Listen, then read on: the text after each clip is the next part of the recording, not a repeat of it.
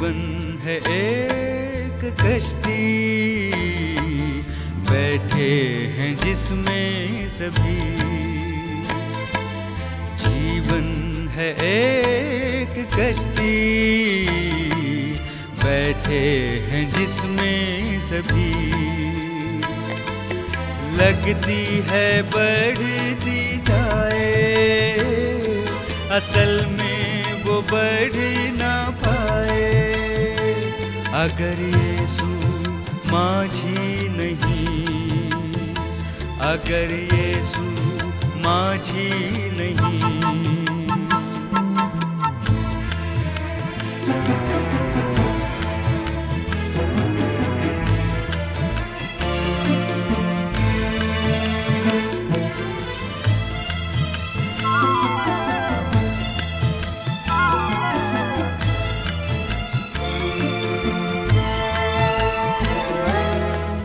चाल आए तूफान आए, घबराए दिल ये मेरा। चाल आए तूफान आए, घबराए दिल ये मेरा। यीशु बनेगा तेरा सहारा, आज़मा ले तू उसको जरा। आज़मा ले तू उसको जरा। जीवन है एक कश्ती, बैठे हैं जिसमें सभी। लगती है बढ़ती जाए, असल में वो बढ़ ना पाए। अगर यीशु माझी नहीं, अगर यीशु माझी नहीं।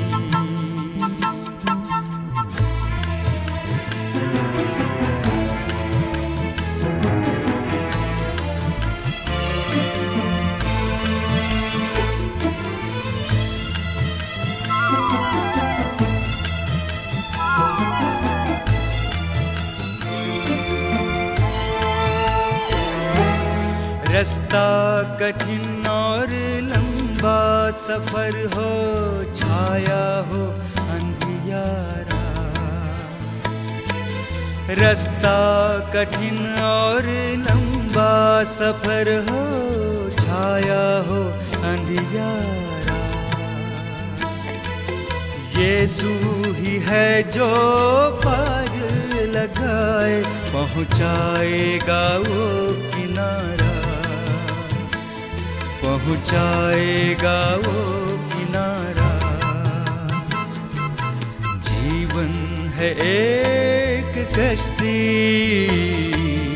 बैठे हैं जिसमें सभी। जीवन है एक कश्ती, बैठे हैं जिसमें सभी।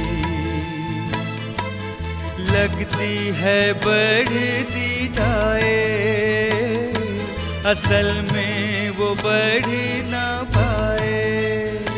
अगर यीशु माझी नहीं, अगर यीशु माझी नहीं, अगर यीशु माझी नहीं। प्रभु यीशु मसीह के मधुर नाम में आप सबको जय मसीह की। यीशु मसीह की दृष्टांतों के इस श्रृंखला में आप सबका स्वागत है।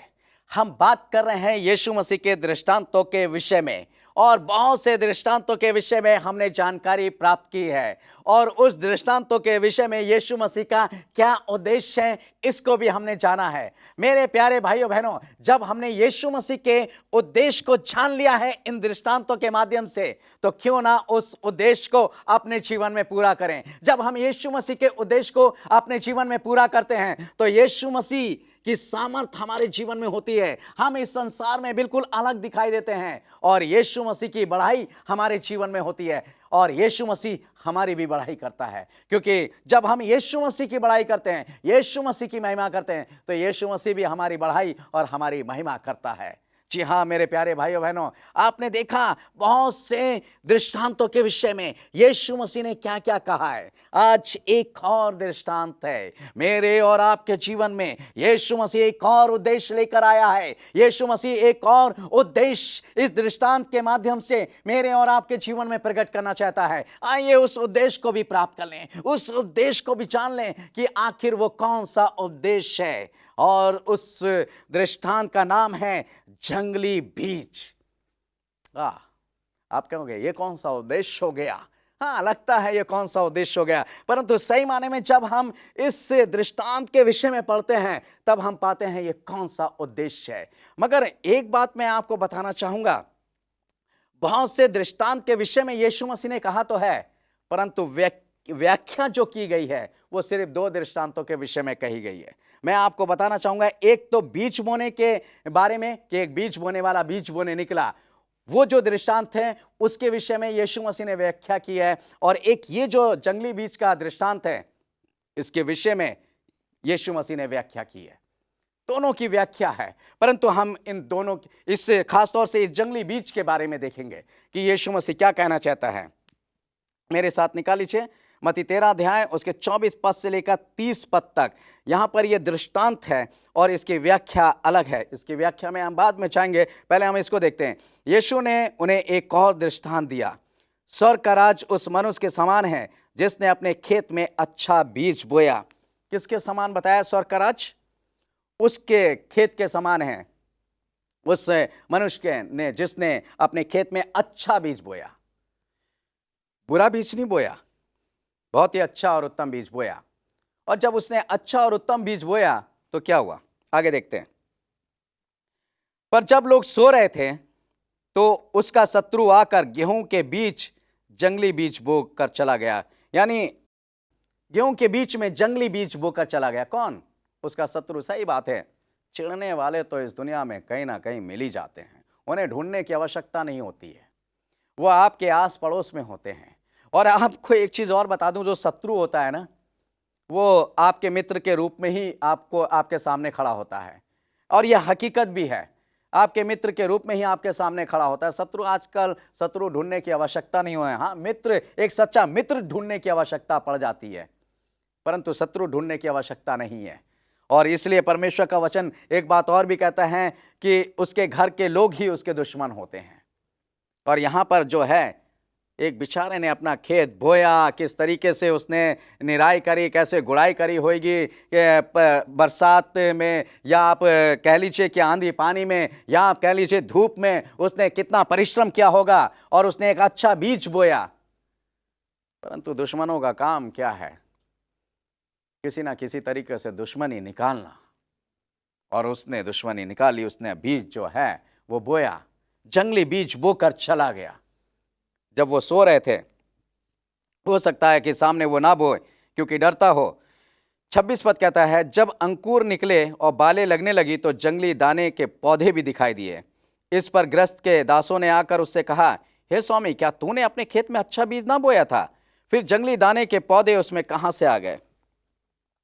जो दास खेत में काम कर रहे थे उनको आश्चर्य हुआ, हमारा स्वामी तो कभी भी ऐसे जंगली बीज बो नहीं सकता, क्योंकि हमारा बीज, क्योंकि उनको यह आश्चर्य, उनके दासों को यह हुआ कि ये जो हमारा स्वामी है ये हर चीज को उत्तम से उत्तम चीज लाता है और अपने खेत में उत्तम से उत्तम चीज बोता है।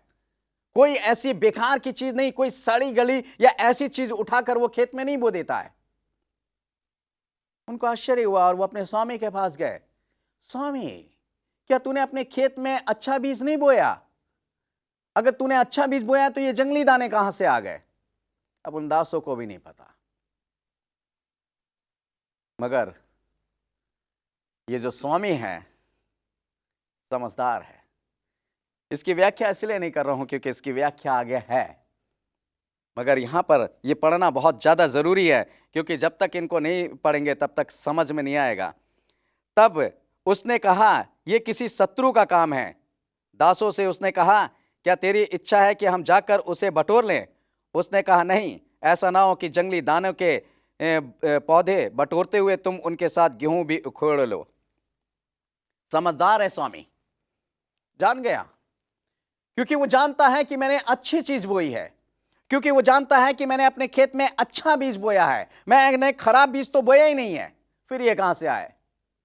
ने कहा कोई बात नहीं, चिंता मत करो, टेंशन मत लो, ये अच्छा बीज जो मैंने बोया है और इसके बीच में जो जंगली दाने उगाए हैं, ये मेरे शत्रु का काम है, ये किसी दुश्मन ने ये ऐसा करा है, इसलिए इस बात की चिंता मत करो और तुम जंगली दानों को मत उखेड़ो, क्योंकि जब तुम जंगली दानों को उखेड़ोगे तो उसके साथ में गेहूं के पौधे भी उखड़ जाएंगे।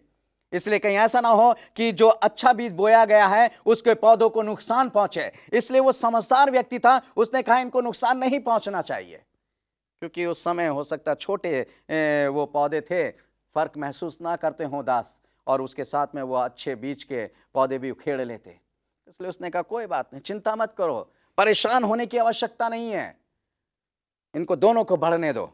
और कहता है परमेश्वर का वचन, कटनी तक दोनों को एक साथ बढ़ने दो, और कटनी के समय मैं काटने वालों से कहूंगा कि पहले जंगली दानों के पौधे बटोर कर जलाने के लिए उनके गट्ठे बांध लो और गेहूं को मेरे खत्ते में इकट्ठा करो।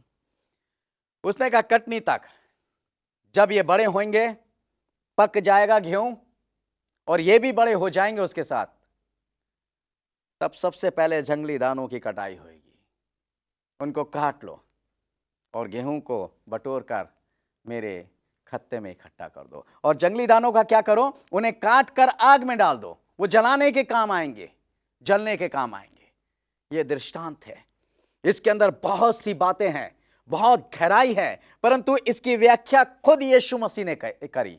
और मैं समझता हूं कि इसकी व्याख्या यीशु मसीह ने इसलिए करी ताकि हर एक कोई अच्छे से समझ जाए कि वो क्या कहना चाहता है, ये जान ले कि यीशु मसीह उनसे क्या चाहता है, ये जान ले कि यीशु मसीह का उद्देश्य उनके जीवन में क्या है। हाँ मेरे प्यारे भाइयों बहनों, याद रखें कि यीशु मसीह ने इस दृष्टांत की व्याख्या स्वयं की है, हमें करने की आवश्यकता नहीं है। हम सिर्फ आपको इस व्याख्या के बारे में पढ़ के सुनाएंगे, बताएंगे कि यीशु मसीह ने इसकी व्याख्या की है और उसका असली उद्देश्य क्या है, वो सबको बताना चाहता है। किसी के समक्ष वो कोई बात छुपाना नहीं चाहता है। इसलिए हर एक जीवन इस बात को जान ले, हर एक प्राणी इस बात को जान ले कि यीशु मसीह का उद्देश्य क्या है और वो क्या चाहता है। आइए व्याख्या के बारे में पढ़ेंगे, 13 का 36 से 43 पद तक। अब यहां लिखा जंगली बीज के दृष्टांत की व्याख्या। तब वे भीड़ को छोड़कर घर में आया और उसके चेलों ने उसके पास आकर कहा, खेत के जंगली दानों का दृष्टांत हमें समझा दे। चेले बेचारे बड़े व्याकुल रहते थे, जो बात उनके समझ में नहीं आती थी वो यीशु मसीह से पूछते थे। पब्लिक के सामने तो नहीं पूछते थे, परंतु जब भी यीशु मसीह अकेले में होता था तो वो उससे पूछते थे कि आखिर प्रभु तू हमें बताइए है क्या। मैं समझता हूं कि ये उनकी समझदारी थी। आज अगर हमें कुछ नहीं मालूम है तो हमें हिचकना नहीं चाहिए, हमें उसी समय तुरंत पूछना चाहिए। चेलों की ये बात मुझे बहुत पसंद है। मैं भी जब मुझे कुछ समझ में नहीं आता है, जो मेरे बड़े हैं, जो मेरे सीनियर हैं, जिनका मैं आदर मान सम्मान करता हूं, जो बहुत पढ़ चुके हैं या रिटायर हो चुके हैं, मैं उनसे पूछने की कोशिश करता हूं कि प्रभु जी, मैं उनसे ये जानने की कोशिश करता हूं कि गुरु जी आप हमें ये बताएं ये क्या चीज है, मेरी ये बात समझ में नहीं आ रही है। क्योंकि आप अगर उनसे पूछेंगे, उनसे जानने की कोशिश करेंगे तो आप छोटे नहीं हो जाएंगे, बल्कि आपको एक सही दिशा मिलेगी। इसलिए मेरे प्यारे भाइयों बहनों, यदि आप किसी चीज को समझ नहीं पाते हैं तो उसे जानने की कोशिश कीजिए। चेले भी बेचारे जब कुछ नहीं समझ पाते थे, इस दृष्टांत को भी नहीं समझ पाए, प्रभु तू हमें बता ये क्या है। प्रभु यीशु मसीह बताता है उन्हें, क्या बताता है, 37वां पद। उसने उनको उत्तर दिया, अच्छा बीज का बोने वाला मनुष्य का पुत्र है, खेत संसार है, अच्छा बीज रात की संतान है और जंगली बीज दुष्ट की संतान है। जी हाँ, लिखा है कि अच्छे बीज को बोने वाला कौन है, मनुष्य का पुत्र। मनुष्य का पुत्र किसे कहा गया है? जी हाँ, मनुष्य का पुत्र यीशु मसीह को कहा गया है। यीशु मसीह है वो अच्छा बीज बोने वाला। उसने इस संसार के अंदर सब कुछ अच्छा बनाया। आप उत्पत्ति में जब चले जाएंगे, पहले दिन से आप पढ़ें, जब उसने उजाला बनाया, अच्छा है। जब उसने आकाश और समुद्र बनाया, कहा अच्छा है। जब उसने पृथ्वी और वनस्पति को बनाया तीसरे दिन, उसने कहा अच्छा है।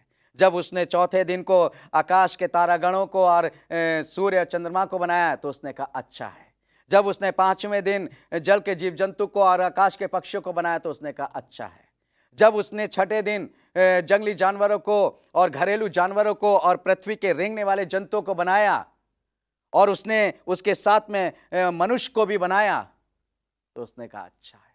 सब कुछ अच्छा बनाया था, कुछ भी बुरा नहीं था। परंतु एक दिन इसी अच्छे, क्योंकि ये संसार क्या है, ये संसार खेत है। यहां पर लिखा ना, परमेश्वर का वचन बताता है, बोने वाला मनुष्य का पुत्र है, खेत संसार है, अच्छा बीज राज की संतान है और जंगली बीज दुष्ट की संतान है। जी हाँ, परमेश्वर ने अच्छा बीज बोया था। आदम और हवा को उसने अपनी पवित्रता, अपनी समानता में बनाया था, अच्छा बनाया था और अपने ही पवित्र हाथों से उनकी रचना की थी। परंतु एक दिन एक शैतान ने आकर, उस दुष्ट ने आकर जंगली बीज बो दिया। अब इस खेत में जंगली बीज जो उस दुष्ट की संतान है और अच्छा बीज जो परमेश्वर के राज की संतान है, ये दोनों को बढ़ने दे, दोनों को उस समय कुछ मत कहे। परमेश्वर का वचन कहता है, इनको मत हाथ लगा। और यहां लिखा 39 पद में, जिस शत्रु ने उसको बोया वह शैतान है और कटनी जगत का अंत है और काटने वाले स्वर्गदूत हैं। जी हां, वो जिसने, जो शत्रु है, बोने वाला जो है, वह है शैतान, और कटनी का समय जो है दुनिया का अंत है, और काटने वाले जो हैं स्वर्गदूत हैं। जब स्वर्गदूत आएंगे तो सबसे पहले जब वो क्या करेंगे, वो दुष्ट की कटनी को काटेंगे। परमेश्वर का वचन कहता है, अतः जैसे जंगली दाने बटोरे जाते हैं और जलाए जाते हैं, वैसी जगत के अंत में होगा। जी हाँ, जगत के अंत में वैसी होगा कि जब स्वर्गदूत आएगा, जब यीशु मसीह अपने बादलों पर आएगा, जब यीशु मसीह अपने स्वर्गदूतों के साथ आएगा, तो उनके हाथ में हंसुआ होगा। वो सबसे पहले क्या करेंगे, जंगली दानों को काटेंगे। मगर मेरे प्यारे भाइयों बहनों, बात यह है कि हम कौन सा बीज हैं, जो शत्रु ने बोया, यानी जो शैतान ने बोया, या जो यीशु मसीह ने बोया, कौन सा बीज है हम? अब सवाल ये उठता है कि हम कौन सा बीज है, क्योंकि जंगली बीज भी मनुष्य है और अच्छा बीज भी मनुष्य है। मगर अब सवाल ये उठता है कि वो जंगली बीज कौन से मनुष्य लोग हैं और वो अच्छा बीज कौन से लोग हैं। सही बात है, जो अच्छा बीज है उनके काम अच्छाई के होते हैं। जो अच्छा बीज है वह अच्छे ही अच्छा सोचते हैं। जो अच्छा बीज है वो सब कुछ अच्छा करते हैं, यानी सब कुछ भला करते हैं, कुछ भी बुरा नहीं करते, और उनके जीवन में कुछ भी बुरा नहीं होता है, वो दूसरे के जीवन में भी कुछ बुरा नहीं करते हैं। परंतु जो जंगली बीज हैं, जिनको शैतान ने बोया है, जो बुराई के बीज हैं, वो सब कुछ बुराई बुरा करते हैं, बुरा देखते हैं, बुरा सुनते हैं, बुरा बोलते हैं। ये उनके अंदर खूबी है, वो बुरा देखेंगे, बुरा बोलेंगे, बुरा सुनेंगे। परंतु जो अच्छे लोग हैं वो अच्छा बोलेंगे, अच्छा देखेंगे, अच्छा सुनेंगे। ये फर्क है। मेरे प्यारे भाइयों बहनों, आप क्या सुनते हैं, अच्छा या बुरा? मेरे प्यारे भाइयों बहनों, आप क्या देखते हैं, अच्छा या बुरा? मेरे प्यारे भाइयों बहनों, आप क्या बोलते हैं, अच्छा या बुरा? फैसला आप करें, मैं नहीं कर सकता आपका फैसला। मुझे नहीं मालूम है कि आप अच्छा बोलते हैं या बुरा बोलते हैं, आप अच्छा सुनते हैं या बुरा सुनते हैं, आप अच्छा देखते हैं या बुरा देखते हैं। ये आप जानते हैं अच्छे से, और वो परमेश्वर जानता है जिसको आप मानते हैं। और जब परमेश्वर इस बात को जानता है तो फैसला भी परमेश्वर ही करेगा। मेरे प्यारे भाइयों बहनों, हम इस बात को मान लें कि परमेश्वर सब कुछ अच्छा सुनना पसंद करता है, परमेश्वर सब कुछ अच्छा देखना पसंद करता है, परमेश्वर सब कुछ अच्छा बोलना पसंद करता है। इसलिए जो परमेश्वर को पसंद है, क्योंकि परमेश्वर अच्छा है और परमेश्वर ने कुछ भी बुरा नहीं बनाया, सब कुछ अच्छा बनाया, इसलिए परमेश्वर चाहता है हमारे जीवन में भी सब कुछ अच्छा अच्छा हो। हम जब मुंह खोलें तो अच्छा बोलने के लिए, जब हम अपनी आंखों को देखें तो अच्छा देखने के लिए, जब हम अपने कानों को कहीं बात सुनने के लिए लगाएं तो अच्छी बात सुनने के लिए, क्योंकि परमेश्वर इसी बात से खुश होता है। और ये बात इस बात को प्रकट करती है कि आप परमेश्वर के लोग हैं, आप परमेश्वर के चुने हुए लोग हैं, क्योंकि आप सब कुछ अच्छा सुनते, बोलते और देखते हैं। मेरे प्यारे भाइयों बहनों, यदि कोई बुरा बुराई करता रहता है, बुराई सुनता है, बुराई बोलता है, बुराई सब कुछ है, तो वो परमेश्वर की ओर से नहीं है, वो शैतान की ओर से। कितना भी वो अपने आप को अच्छा बीज कहे, कितना भी वो अपने आप को परमेश्वर का कहे, कितना भी वो कहे कि मैं परमेश्वर की खेती में बोया गया बीज हूं, मगर परमेश्वर की इस खेती में बोए गए बीज, अर्थात इस संसार रूपी खेत में बोए गए बीज तो दो हैं, जंगली और अच्छा दोनों। हम कौन सा हैं?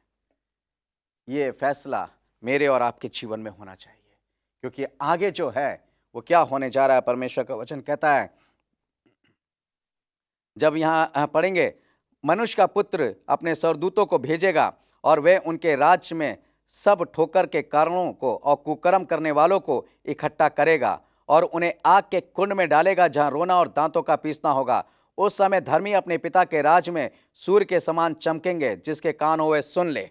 जी हाँ, यहाँ पर यीशु मसीह का वचन इस बात को कहता है कि वो अपने स्वर्गदूतों को भेजेगा और जितने भी कुकर्म करने वाले हैं, यानी बुरा करने वाले हैं, बुराई को सुनने वाले हैं, बुराई को कहने वाले हैं, उन सब को इकट्ठा करेगा, सारे लोगों को इकट्ठा करेगा और उससे कुंड में, उस आग के कुंड में डाल देगा, जहां रोना और दांतों का पीसना होगा, जहां पर ये सब कुछ होता है। मगर आप देखना चाहेंगे, यहां पर लिखा हुआ है, उस समय धर्मी अपने पिता के राज में सूर्य के समान चमकेंगे, जिसके कानों वे सुन ले।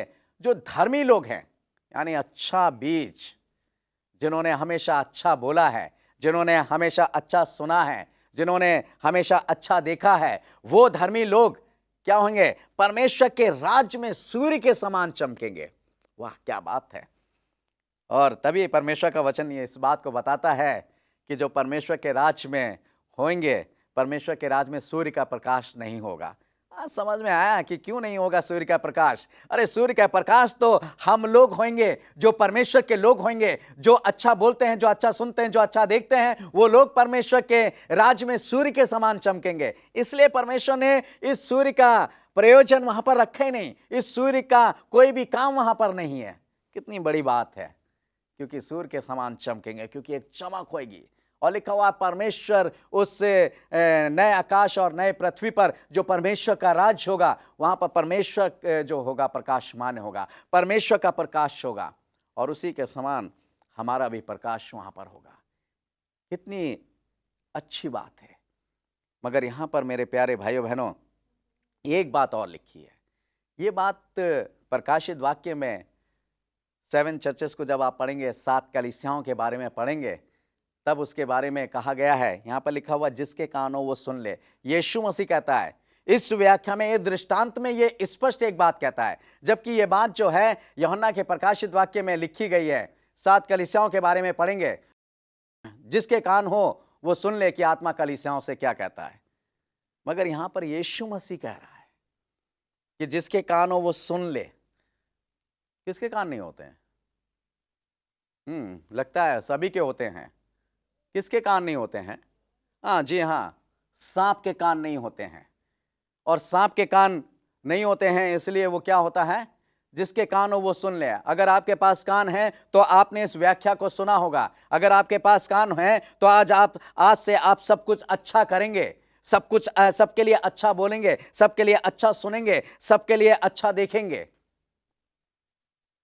यदि आपके पास कान है, आपने सुना है। और यदि आपके पास कान नहीं है तो समझ लीजिए, अदन की वाटिका में कौन पहुंचा था? बिना कान वाला अजगर पहुंचा था। जी हाँ, सांप पहुंचा था। और उसने क्या करा था? उसने बहका दिया था। आज वही हमें भी बहका रहा है। आज हम भी उसके बहकाए में आ रहे हैं, आज हम भी उसके बहकाए में चल रहे हैं, आज हम भी उसके बहकाए के अनुसार कार्य कर रहे हैं। इसलिए यीशु मसीह स्पष्टता से कहता है, जिसके कान हो वो सुन ले। आप सुन लीजिए यीशु मसीह क्या कहता है। मेरे प्यारे भाइयों बहनों, आप परमेश्वर के लोग हैं। परमेश्वर ने आपको अच्छा बीज बनाकर बोया था इस संसार में। आप जंगली बीज क्यों बन गए? आप जंगली बीज में क्यों बदल गए? ये अच्छे बीज में बदल जाए। आप अच्छा बीज भी बनाने वाला परमेश्वर है। वह आपको अच्छा बीज में परिवर्तित कर देगा। अगर यदि आप चाहते हैं कि आप अच्छे बीज में परिवर्तित हो जाएं, तो आज और अभी उठें और अच्छे बीज में परिवर्तित हो जाएं, क्योंकि यीशु मसीह हमें अच्छा बीज में परिवर्तित कर देगा। और यीशु मसीह की सामर्थ्य जो है वह हम पे प्रकट होगी। इस जंगली बीज में क्यों करें? हम उस बीज, जो बीज बोया गया हमारे, ये वचन रूपी बीज जो हमारे जीवन में बोया जा रहा है, इस बीज को वहीं उगता है ये वचन रूपी बीज जहां पर अच्छी खेती होती है।